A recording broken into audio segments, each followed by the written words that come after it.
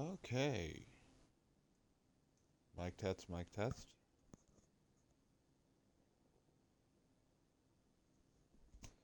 Oh my god, am I that quiet? Seriously?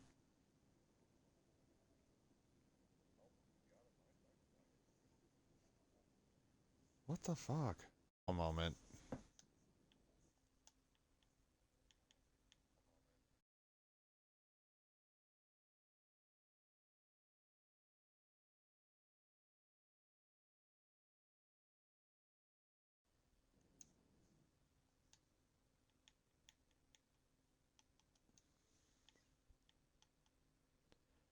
Okay, is that better?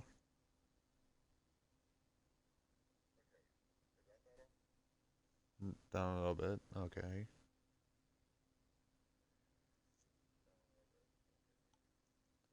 Nope, it seems that this is actually the good spot for it.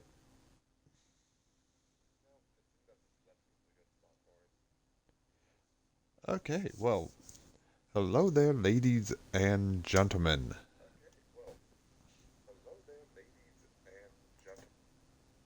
Today, we have a very special thing for you. A sweet rants somewhat. So, for those of you who do not know, Sweet Rants is a series where I come and talk about certain things in video games, normally doing the argument against something and then how it can be improved or something like that. Instead, let me tell you a story. A story about how I have spent 278 days playing Destiny 2. And by the way, I'm not even the top of my friends in that regard. Like, because on Xbox you can see what your friends have done or how long they've played. So, even though I have played this game for 278 days, which I'm gonna actually jump into my calculator here and do the actual math for. That time I checked on Tuesday, I think it was, that was 668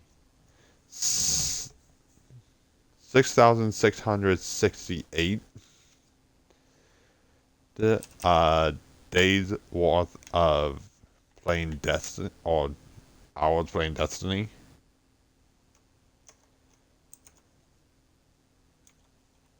So let's see here. Yeah, I'm up to 6,672 now. I'm closing in on an entire year spent playing this game. So, I have some words about it. I have stuff that I would like to say about Destiny. And to explain all of that, we gotta go back to the beginning of Destiny. Not Destiny 1, Destiny 2. The year 2017. At this time, I just got my job over at Under Armour. Because for those of you who do not know, I used to work for the company as a sales representative on the floor in the store. You know, nothing big, nothing major, just a normal crappy ass retail job. Uh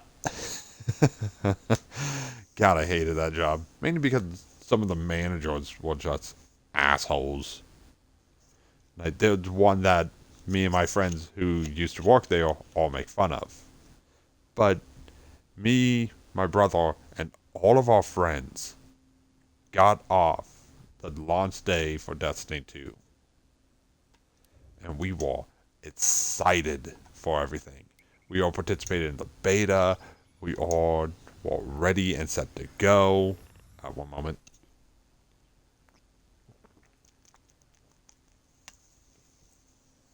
And we were excited beyond belief. Launch day happens. And I'm staying up till like, I want to say 6 in the morning to play. How however much of the game I can. Oh god, do I play however much. I think I make it to the end of IO before I call it for the night.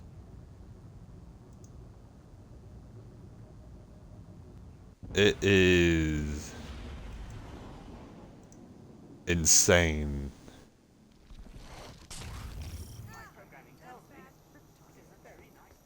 And by the time that I finish, like everything on IO and so on and so forth, I am dead ass tired.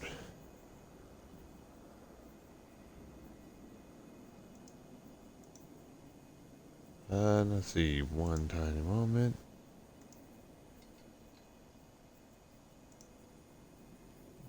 Like, I sleep for like 4 or 5 hours. Then I jump back on and I continue playing. Hi there. And then very quickly I make it to the end game of Destiny 2 Vanilla. Everything that I was so excited for seeing, everything that I was so excited for doing, and it just hits a grinding halt. Because, spoiler alert for those who weren't there was no end game. There was nothing at the end.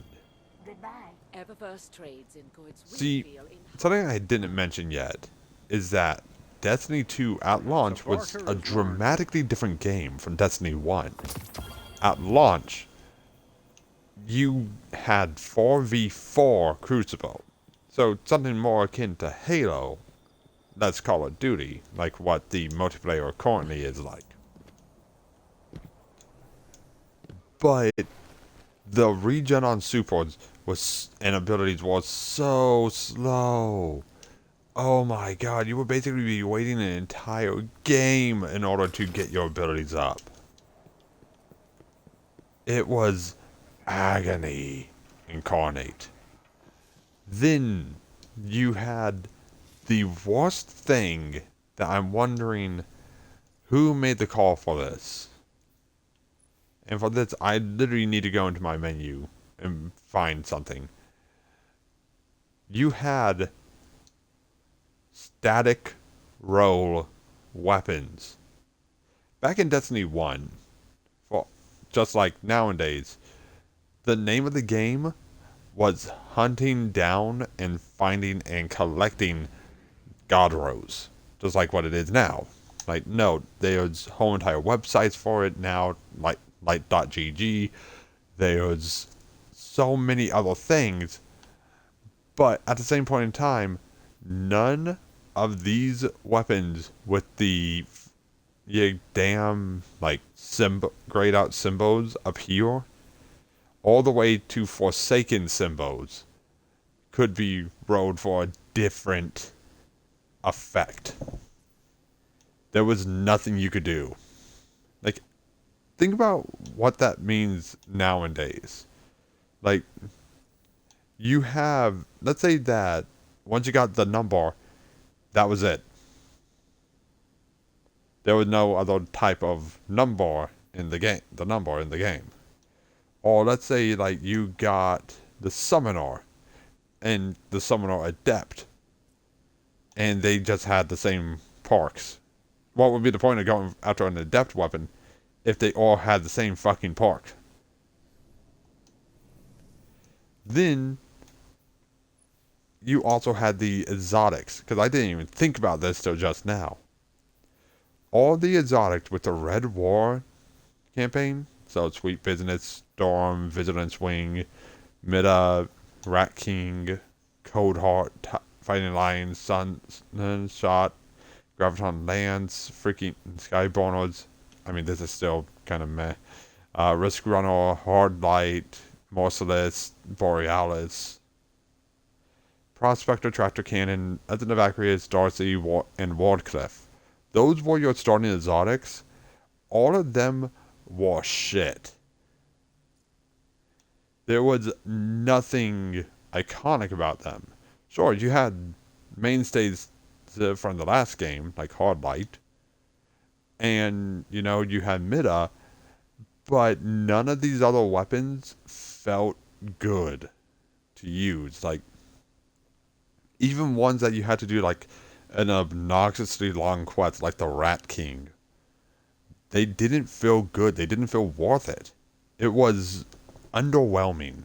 I think that's the best way of putting it. It was not fun to get these weapons. And then to make matters worse, you know, then you had the raid come out. And that just made everything so much fucking worse. The raid came out buggy. It came out unfinished. It came out half fucking baked.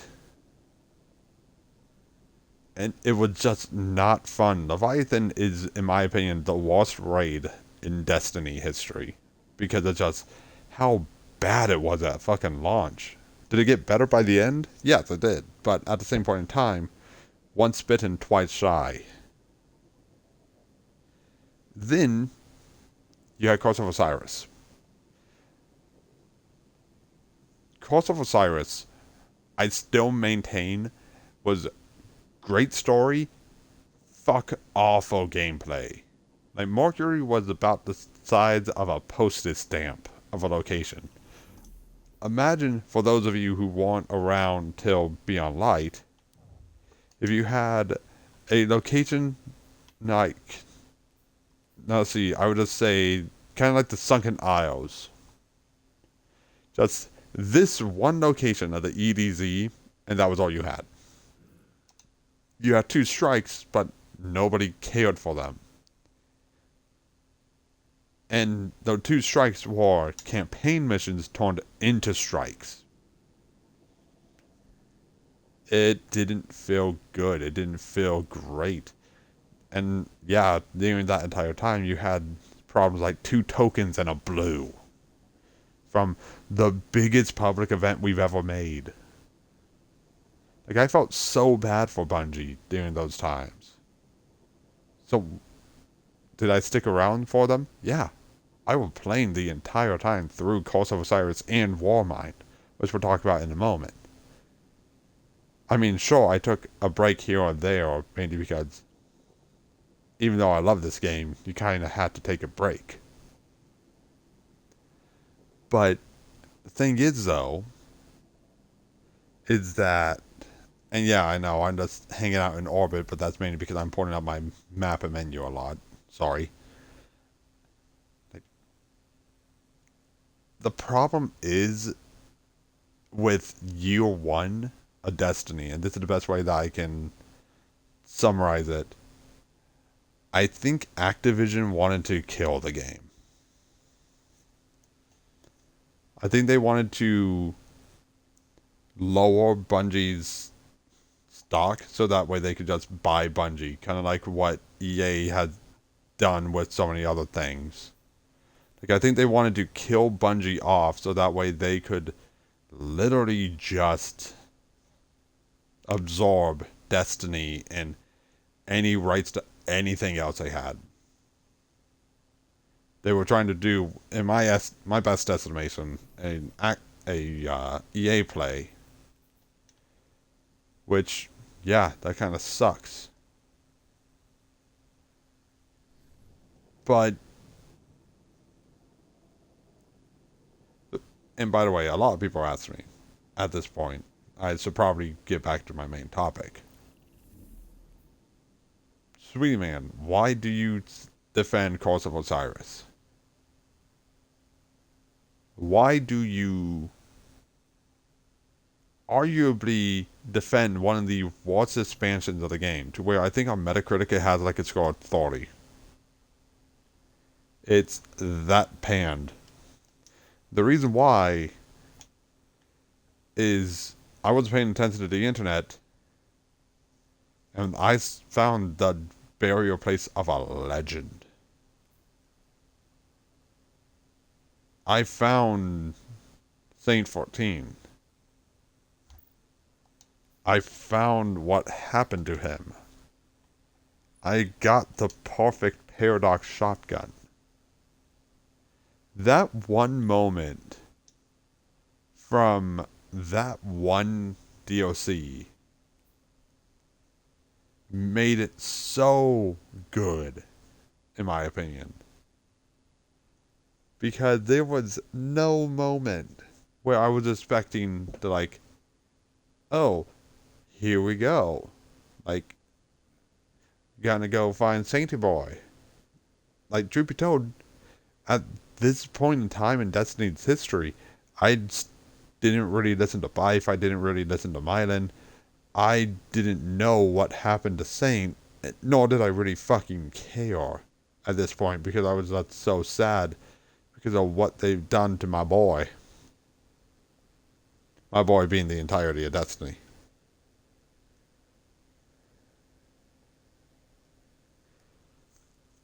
And I was, truth be told, this was also the point where my depression was hitting me very fucking hard. Like, good lord. This, like, at this point in time, my depression fucking sucked. And then you had Warmind that came out. Warmind, it was the exact opposite of Cross of Osiris. It had a garbage-ass story, but it had phenomenal gameplay. Introducing us to, you know, like, the Ikelos weapons, to the Whisper of the Worm, to the revised Sleeper Simulant, which is allegedly harder to kill yourself with, but then again, I've still seen people do it. Like, on and on and on. They're like... And then... you see... the trailer. The trailer for Destiny 2 Forsaken. I saw that and it made my blood boil. Cade 6, one of the best characters in the game, killed by Aldrin Sov. Oh, you can only imagine how fast I fucking pre-ordered that. I literally ran down to my local GameStop, which was near my house at the time, and I pre-ordered that son of a bitch right the fuck away. Oh my god, I felt my blood boiling. I saw it on E3 too, like live on E3, like watching from home, because I don't have that kind of money. But I wanted that fucker dead. And note, to point out how much I love Cade, I have 2 Cade figurines up on my shelf right now, on my bookcase. And I also have the Ace of Spades up on top of it too. Like, over both of them. That's like... Note, I don't have a lot of pop figurines, mainly because I don't want to collect them. But I do have one special one for Cade 6. That is him and his golden gun. Why? Because once again, Cade is one of my favorite characters.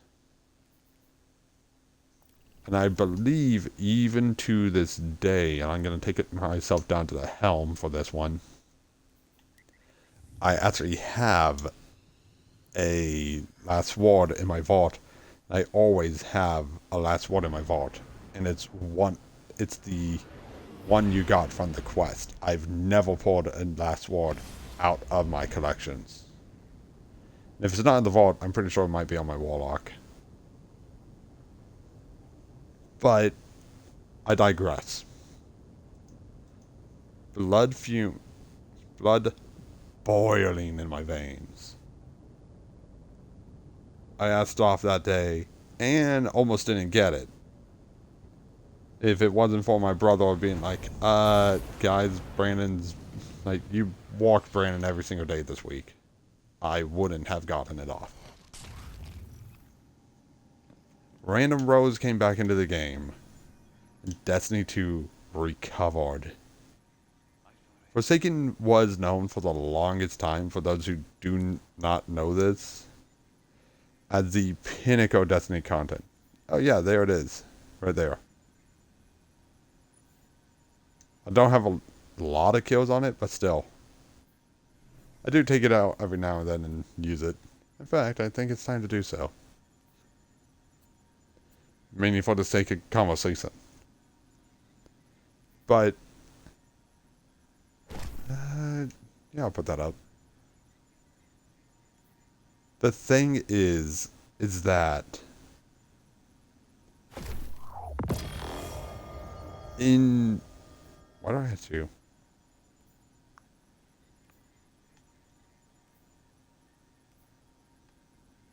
Oh, right, varying rows. But this Forsaken was the point where it was considered the quintessential Destiny experience. And I agree. Like, Forsaken very much was the Destiny experience. And actually, you know what? While I'm talking about Forsaken, might as well go run around on the remaining Forsaken location.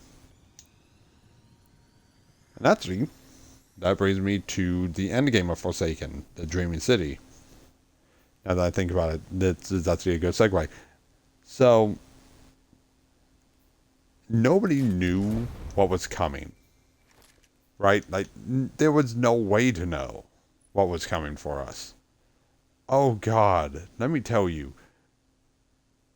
What happened to the Dreaming City hit like a damn truck. I was walking the day that the raid race was going on, and I thought that, like, oh, for certain, it's going to be over by the time I make it home. Like, everything's going to be over. Then all of a sudden, nope.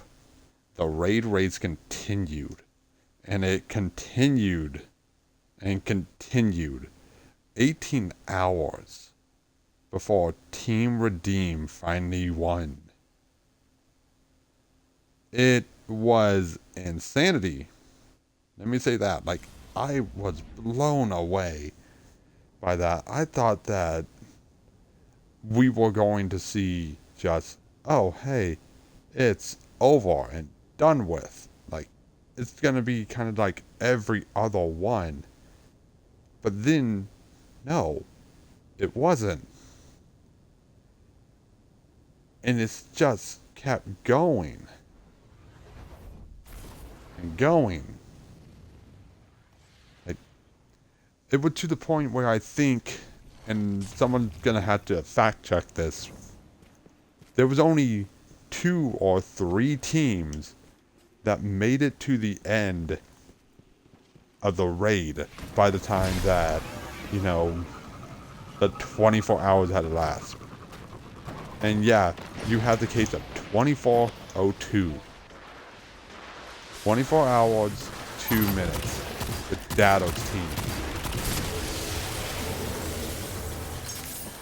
Like, that is, like, and no, I'm not the biggest fan of Dado. No offense to Dado, like, utmost respect for the man. But at the same point in time, just like, what happened to him? The universe did him fucking dirty. Like, one of the runs that I caught of his was they were practically there, but then physicist killed, like a physicist killed his teammate. Oh God. I could only imagine how upsetting that was. Oh, that's why they moved the water and nothing strike to. Just like, it had to have stung. And yet, they still tried. and still ultimately failed to do it within that 24 hours. God damn. Like, that is brutal. That's the best way I can think of putting it. It's brutal. Like, that raid on day one, like, is insane to me. I wasn't anywhere near light level. I was thinking that, like, oh, all the people going in have got to be almost like super near it, so I'm not even going to bother. And then all of a sudden, everyone's 40 under. Like, that made my jaw fucking drop. Like, oh my god. And then, for everybody else, on the next day, which I had off, I logged on, got the cutscene, and the course was unleashed.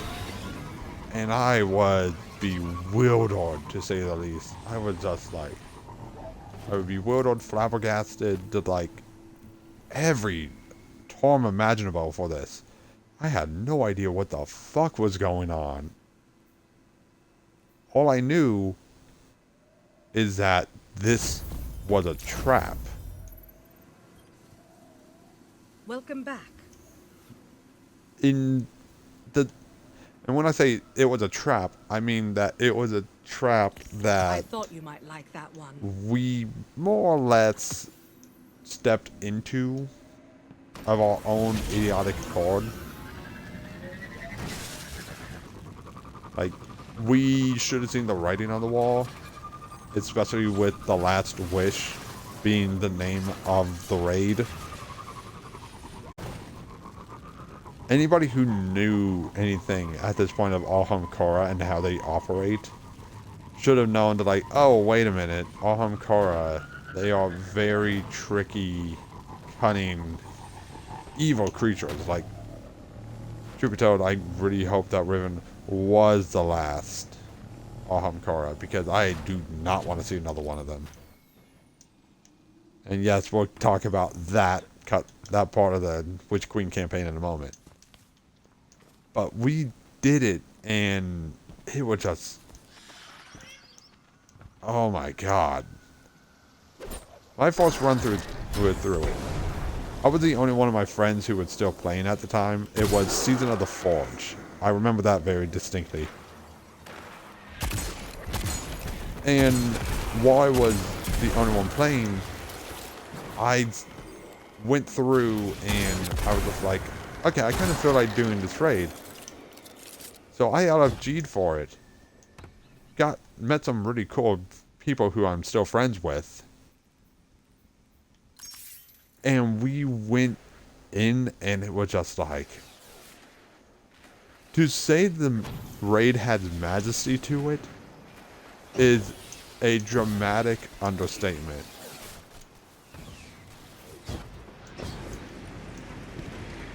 The raid was spectacular, beautiful, and damn terrifying.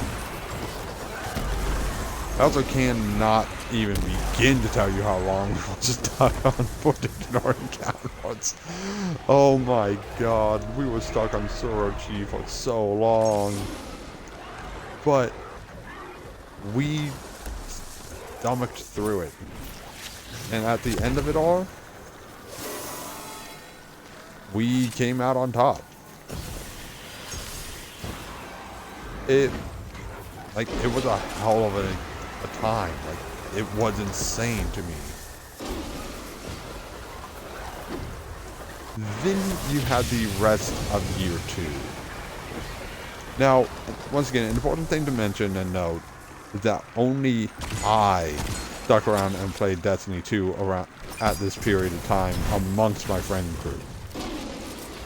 So some of them would jump on every now and then, but during events like the Revelry, which only happened one time back in the spring of 2019, like, did that happen. Like, that was the only time. Season of the Forge started And I remember being ultimately underwhelmed by it. Like, it was a fun horde mode, because that's what it was. Like, the Forges were just a horde mode with a pseudo-objective in the middle. But at the same point in time, we as in the Destiny community, had more fun doing stuff like the raid, which came out later, and everything else. Like, I was working a job over, like, at that time, of Season of the Forge, for FedEx. I was a truck loader. And I went into work that day, and it was one of my last days working over at FedEx, because fuck that company. Where ultimately I found out that Bungie and Activision was splitting, in that their next big expansion was going to be a solo affair. Like, I could not tell you how enthusiastic I was. I came home from FedEx that day tired, but I got on here and I streamed talking a bit about my opinions on the whole entire split and why I seemed so happy about it. And apparently I was just about the only one that thought that was a good thing. Funny enough, now a lot of people think that's a good thing. So they're like, hey, would you look at that? But at the end of the day, I was beyond excited.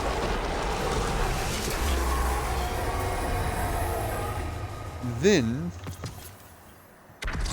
spoiler alert for those who don't know what's coming next. From that point, we then have Season of the Drifter with the Reverie, and my favorite exotic mission in the entirety of Destiny history. Why? Because it gave me my favorite gun in Destiny history again. The moment I got my hands on the Outbreak Perfected, I fucking slapped. I went to the Destiny store, I bought silver, and I got the freaking Patient Zero skin for it. Because I loved it. For one, the references to it, I love the entire mission. 0 Hour is the pinnacle to me of what the type of mission should be. And oh my god, I kind of hope Bungie does another one in the not too distant future, because oh my god, I would love them so much. And also the last time we did it with Bastion, and that was yeah, that wasn't good. I digress though. It's insanity though. Like, I really want Bungie to do it again. I want to see another secret mission like what happened with Outbreak. And also not to mention everything about Outbreak is the reason why I love it. So Season of the Drifter, I could have gotten the title at this time for Season of the Drifter. I just didn't. I got Dredgen, and then I was just like, I'm done. I do not want to do this anymore. I am tired of Gambit. I did so much Gambit. I was so fucking tired of it. Like, I damn near was so tired of it that I almost wanted to fucking cry. I was just like, kill me. Hence why I also didn't get it. Also, if you see anybody with a Reckoner title, you play Destiny 2, fucking show them damn respect, because that fucking title. Woof. Let me just put it like that. It's not a good title. Like, it's so fucking grindy and painful. Then, while we're at it, we need to talk about Season of Opulence. Around this time, that's when my friends started to come back, but I was more focused, if you would, on the entirety of the Menagerie and the Crown of Sorrow raid. With those raids, or with the Menagerie and Crown of Sorrow, like, the whole entire, like, you can focus your gear and all that, that seemed monumental to me. Or something in Destiny. Like, wait, you're telling me that I could actually change and choose what my fucking weapons are? Or what type of masterwork this weapon's going to have in X, Y, and Z? Like, what? Like, my mind was blown away. Like, I could not believe it. It seemed so cool to me. And then they did it 5 times. Yeah, no joke, if you literally go through the entirety of Destiny's history, they ended up doing that trick 5 fucking times. I'm not going to say that it wore off, because that's not true, it didn't. But it did get a little old. Okay, what? I picked up the old game.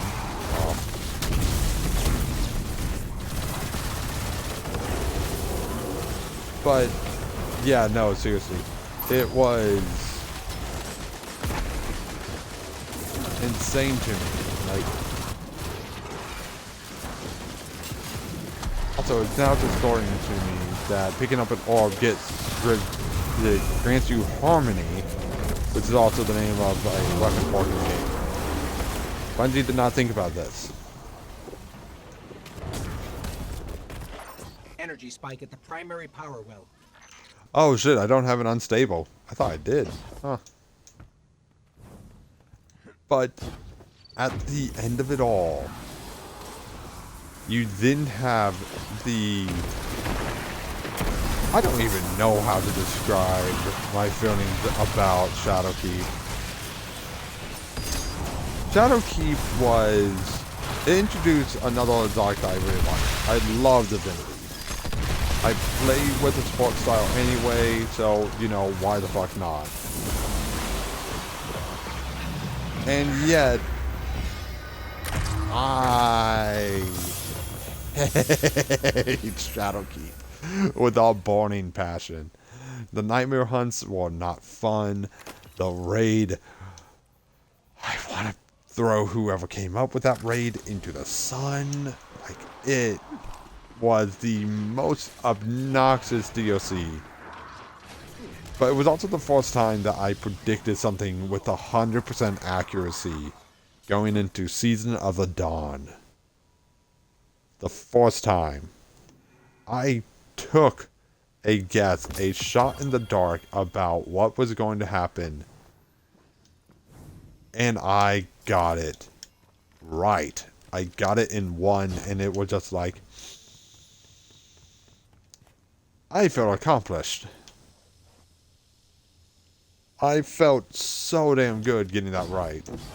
You sure this is I a good can't even idea? begin to tell you how good I felt after taking so many swings and misses on trying to guess Destiny's lore and story and everything. I was just like, I was blown away. It was only that story, by the way, that I really cared for. Season of the Chosen was meh. And then the Season of the Sunset happened. And that was, like, I was excited for Beyond Light, don't get me wrong. But Season of the Sunset, I went back and I decided to get a raid title. And I started with a raid title that I was like, oh, this is mostly not going to be super hard to get. It was the blacksmith title. I drew a blank there for me. And I did everything and got the blacksmith title, and that felt so good getting that raid title, because it was like, hey, that was a lot of hard work. Like, I'm happy, I'm very proud of myself, and yada yada yada, XYZ. But at the same point in time, it felt hollow because we lost so much stuff. Scars of the Past went away. Freaking Crown of Sorrow went away. We lost the entirety of 4 locations. It was just like, Jesus. Like, I understand why Bungie did it. Don't get me wrong, I understand why Bungie did it. But at the same point in time, it just sucked. Like, I really wish that they did figure out a better way of getting... Because, spoiler alert, I know why they did it. They did it all to get rid of a handful of weapons that were a little bit more than very problematic for the game. Like, they will power creep incarnate. But they also did something like that back in Destiny 1. Even, sunsetting certain exotics, like the Icebreaker, like Yellowhorn originally. Before it actually... Like, Yellowhorn was such a problem in D1, by the way, that it got to both North and Sunset at the same time. So it was just like, damn, okay, Bungie. But, by the way, I can only imagine that if Bungie tried to do that right now, people would fucking riot. Like, mainly because people are so pissy over something stupid like Twilight Garrison, which wasn't even a meta exotic. Anyway, digressing. The thing is that really took things and turned it upside down for Destiny 2 was Beyond Light. And Beyond Light was crazy from both the lore perspectives, because I've already talked about the lore perspectives, because I'm going to be talking about that in a moment. It was crazy from a lore perspective, it was crazy from not so much a story perspective, because the story to Beyond Light was meh at best. It was more to introduce us to Stasis. But still though, what happened in Beyond Light was just like, what the fuck? Like, and by the way, I will mention at this point in time, yes, I'm a Hunterman. I still feel bad for Titans and Warlocks because they got absolutely gypped when it came to, like, Stasis subclass. Like, especially for PvE players.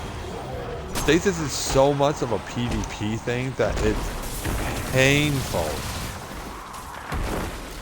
Like, I really wish that Bungie did a better job, like, balancing Stasis for PvE and for PvP.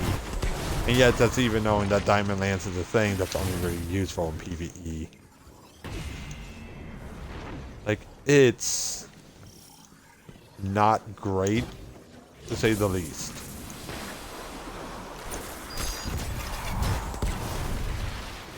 But then you have the entirety of the lead up to Witch Queen. The lead up to Witch Queen was so good. It was set up so well. Like,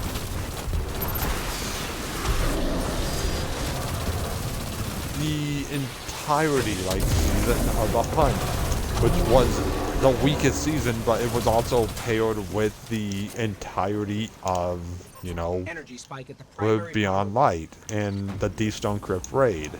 Which, yes, I have words to say about the raid. Go figure, I did it 71 times. But you have all that, and it's just like, Jesus, jumped up. Christ. Did I love it. I fucking loved it. Like, Season of the Hunt, man, it was okay. It wasn't anything to really write home about, mainly because, you know, it's Season of the Hunt. Like, there's only so many times that you can kill the same 4 enemies over and over and over again. And I think Bungie kind of learned from that. They're going into Season of the Risen. Then you have, following that up, you have the absolute mind-boggling Season of the Chosen. Season of the Chosen was such a good storyline. With the whole entire, like, Kaido's people are not all like Dominus Skull, and they aren't all like callous. So, like, it was such a good dichotomy setting that up. Not to mention, you have Crow's storyline, and it was just like, oh my god, that's amazing. Then you had Season of the Splicer.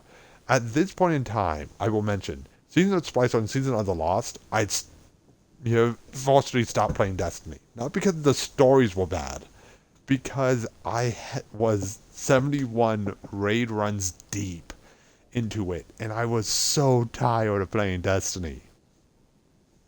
Like, Deepstone Crypt and the grind that it took for me to get my Eyes of Tomorrow was fucking horseshit. I was so done with doing it. Like, and I love this raid. I love the aesthetic of the weapons, I love the aesthetic of the armor and everything. But going into Season of the Splicer, I wanted nothing more than to just not play the game. Then Season of the Lost happened. At the same time that they revealed Witch Queen. And I started screaming on the inside because, oh, would you look at that? We have fucking Hive Guardians, and I'm terrified. It was such a freaking nightmare and a half dealing with everything, knowing that, like, hey, ultimately, what you're doing is going to help her. I had a theory at the time that we were going to kill Savathun, and then all of a sudden, a ghost is just going to swoop in under the radar and revive her. And it's just like, what? Like, I thought that Mara was going to die because of it. I was just like, Jesus Christ. We've been played. Oh God, no. I was freaking the absolute fuck out. Then we get Witch Queen. And everything in the Witch Queen Legendary campaign. Oh my god.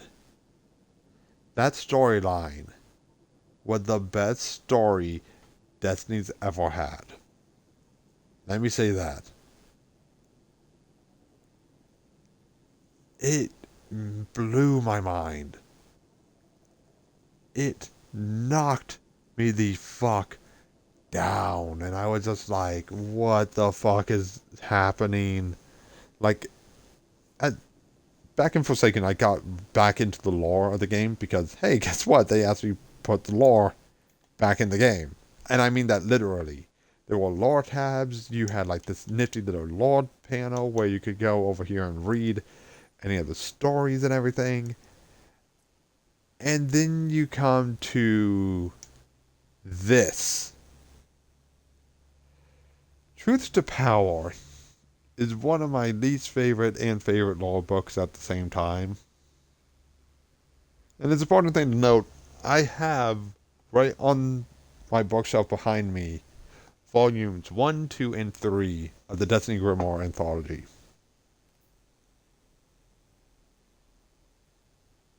And this. Jesus Christ. This book blows me away every time. It is far and away the best worst thing in the entirety of the game. Like, well, that and Shadow Sons, but knowing all that, reading every single page of every single law book, going through the Witch Queen, and understanding every single thing about the story did not prepare me for of Worms and Queens. It didn't prepare me for some of the other lore that we've discovered and everything. And it's just like, as somebody who knows a lot about Destiny lore, this storyline threw everything out the window. Like, oh my god, like it. We got information about the collapse that we had no idea about. We had information about everything that we had no idea about. And it's just like, I love this game. Oh my god, I love this game. Season of the Risen happened and I skipped over it. I mean, because it felt like a very obvious recast of Season of the Chosen. Then Season of the Haunted happened, and this was just like, oh. Like, Season of the Haunted was the one that got my motor running. I was like, oh boy. Oh boy. Huh? Oh boy. And sandwiched between all of it, you had the Vow of the Disciple raid. Which, I know I talked briefly about, I talked about Last Wish a lot. This raid was the pinnacle of storytelling and imbuing it into a raid. This raid mastered, for however much I hate Garden of Salvation, I will definitely mention that Garden of Salvation had far and away one of the best soundtracks. Like, legitimately, look up the Garden of Salvation raid soundtrack. It's fucking phenomenal. And it had the best, and I'm trying to think of the best way of putting it. It had the absolute best aesthetic for the time. That was then taken 100% by Deepstone. Like, and the one segment of Deepstone that nobody can stop talking about, the Spacewalk.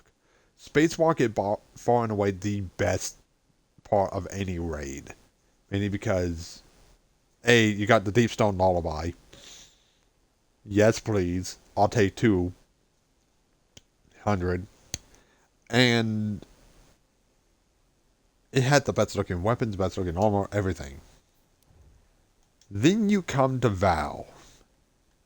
Vow of the Disciple. It took everything that the other three had and turned it to 11. With exception to the look of the armor, because none of the armor looks great. And it was just chef's kiss, like, mwah. It was beautiful. Vow of the Disciple is not my favorite raid.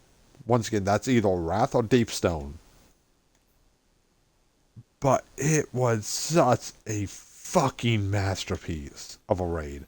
It had the best ambiance, the best atmosphere out of any raid. Being inside of the pyramid ship was just like insanity to me. And then not to mention the entire story of everything, the prophecy wall that's in there, the whole entire puzzles that are in there. Not like the jumping puzzle or what have you. No, I mean like the puzzles to get the extra chest at the end. It's just like, oh, it's Chef's Kiss. It's, mwah, I love it. It's such a good. Is it kind of hard to teach? Yeah, it is. I'll be the first to admit that it's hard to teach. But at the same point in time, it's so fun of a raid. I love it. That's what I love about the game. And yeah, there was some stuff that I hated about the game there as well, but if I had to say what I hate about the game, simple. The game, it's a loot and shooter game. Like, this style of game, yeah, it can have PvP, but you have to do it in a very particular way. I mentioned how I played a lot of or a lot of Gambit, but I haven't ever really talked about my Crucible. My Crucible ratings right now, or my KD in Crucible. One moment. Is 1.28. Granted, that's seasonal, so I don't actually know how it's looking overall. But note, I do not really care for Crucible. It needs to be a lot better.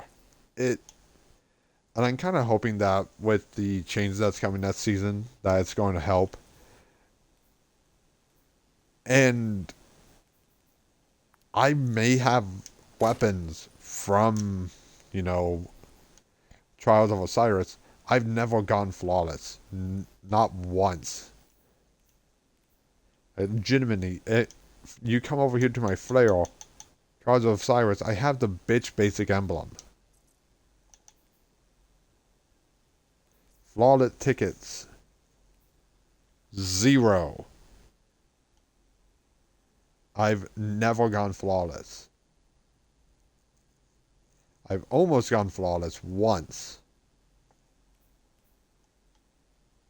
But never have I gone flawless. And yeah, it might just be like oh, you just need to get good.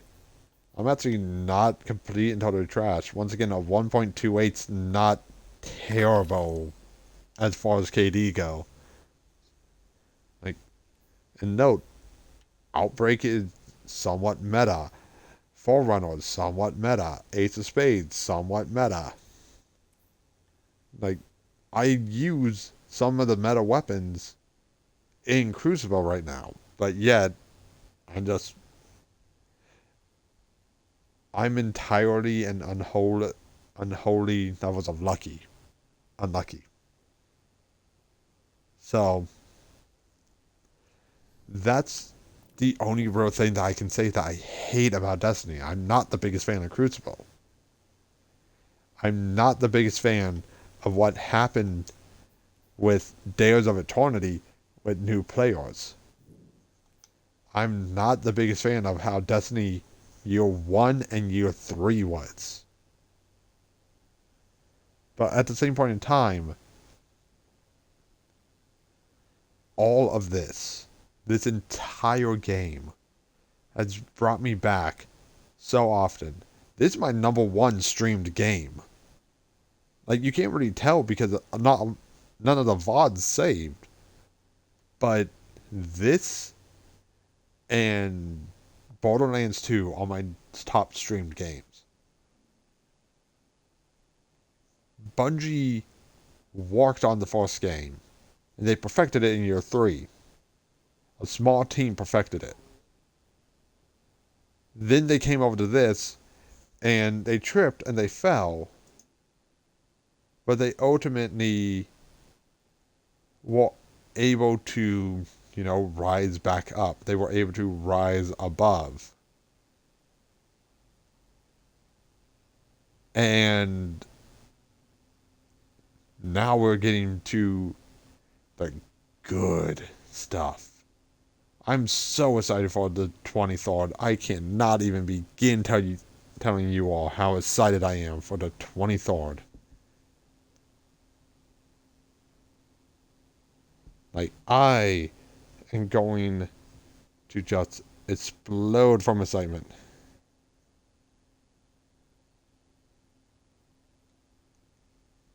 We are closing in on that date, slowly but surely.